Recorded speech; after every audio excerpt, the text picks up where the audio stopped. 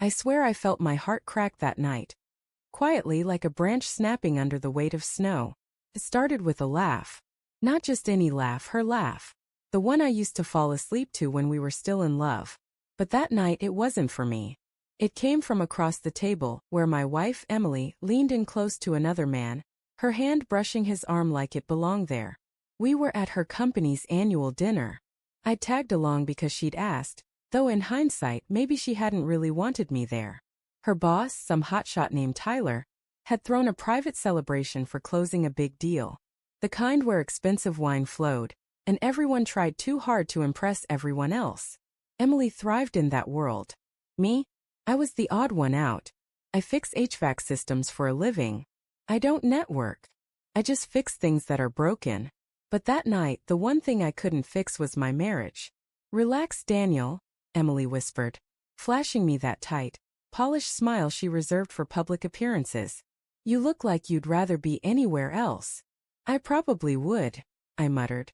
You've been talking to that guy for 30 minutes. You barely looked at me. She rolled her eyes. God, not this again. He's my coworker. Can't I talk to people without you turning into the jealous husband cliché? I'm not jealous, I said. She cut me off, still smiling for the room. Then stop glaring like you're about to throw a punch.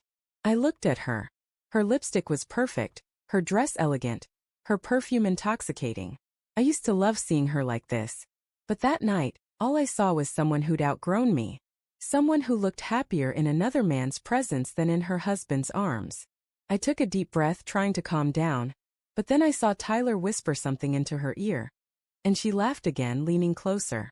My hands clenched around my glass so hard I almost cracked it.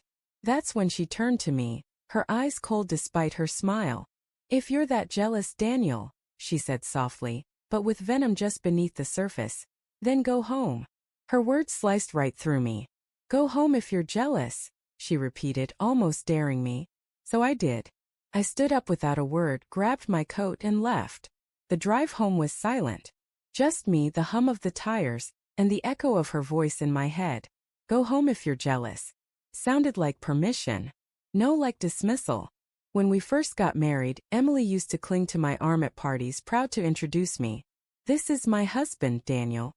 He can fix anything, she'd say with a smile that made me feel like a hero. But somewhere along the way, after her promotion, after her fancy new friends, she stopped introducing me with pride.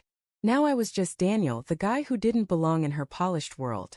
I parked outside our house and sat there for a long time, staring at the empty passenger seat. My phone buzzed a few times, texts from coworkers, maybe a friend, but not from her. She didn't even check if I made it home. I didn't sleep much that night.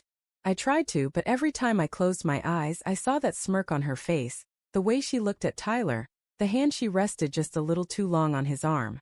By 2 a.m., something inside me broke. I wasn't just jealous anymore. I was done being treated like a nuisance in my own marriage. So I made a decision. Not out of anger, out of clarity. If Emily wanted space so badly, I'd give her all the space she needed. When she stumbled in at 3:47 a.m., I pretended to be asleep. I heard her heels click across the floor, then stop. There was a faint scent of whiskey and men's cologne, not the kind I wore. She hesitated, maybe glancing toward me. Then I heard her whisper something under her breath before tiptoeing into the bathroom. The shower turned on. That's when I noticed the smear of lipstick on her collar. It wasn't the shade she wore to the dinner, it was darker. Something twisted in my gut. I wanted to confront her right then, demand answers, yell, "Why are you doing this to us?" But instead I waited. Morning would reveal everything. When dawn broke, I got up quietly, brewed coffee, and started packing. Not much, just the essentials. My clothes, tools, and a few keepsakes. Then I left my wedding ring on the counter beside her favorite mug. By the time she woke up, I was gone. At 8:32 a.m., my phone started ringing. It was her.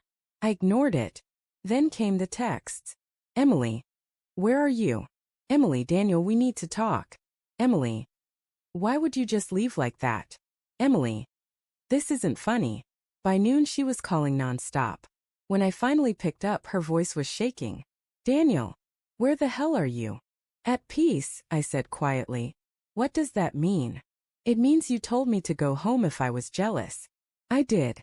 And now I'm staying gone. Daniel, stop being dramatic. You embarrassed me last night. Walking out like that. People asked where you went. Maybe you should have told them I went home like you told me to. She went silent for a few seconds. Then her voice softened. You're overreacting. I didn't do anything wrong. I laughed bitterly. You didn't do anything? Emily, you came home at nearly 4 in the morning smelling like someone else's cologne. You think I'm blind.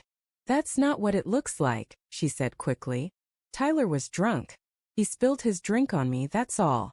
I took a shower when I got home, didn't I? Her words came too fast, too rehearsed. Right, I said. Just like how you forgot to call when you got there. Or how you didn't notice me leaving. You're twisting everything, she snapped. God, you always make me feel like the villain when I'm just trying to live my life. Then go live it, I said quietly. Just don't expect me to stick around while you pretend our marriage isn't falling apart. She was silent. Then softly she asked, Where are you going to go? Does it matter? I replied, You didn't care where I was last night. And then I hung up. That day, I drove to my brother's cabin 2 hours away. No signal, no noise, just quiet. The kind of quiet that forces you to feel everything you've been running from. I spent that first night sitting on the porch, watching the stars and wondering when love had turned into suspicion, when laughter had turned into lies. The truth hit me hard. I'd been fighting for a version of her that didn't exist anymore. The next morning my phone buzzed again, this time with a voicemail. Her voice was softer now, broken. Daniel, please call me. I didn't mean what I said. I was drunk and stupid. I shouldn't have told you to go home. She paused and I could hear her start to cry. I don't even know why I flirted with him. It didn't mean anything. But when you left it felt like I lost everything. Please come back. We can fix this. For a second my heart almost gave in. But then I remembered the look in her eyes when she told me to go home, the utter indifference. It wasn't one bad night. It was years of small deliberate choices that chipped away at us. So I texted her one last time. You told me to go home if I was jealous. I finally did. Turns out home isn't where you are anymore. Weeks passed. She tried calling a few more times then stopped. I heard from mutual friends that she quit her job shortly after the incident. Apparently, word got around that she crossed the line with her boss. Karma, I guess. As for me, I started over.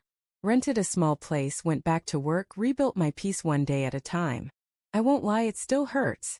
I still think about her laugh sometimes and how it used to belong to me.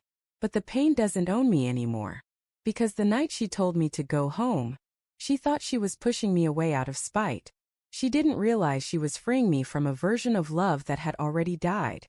And that, more than anything, was priceless.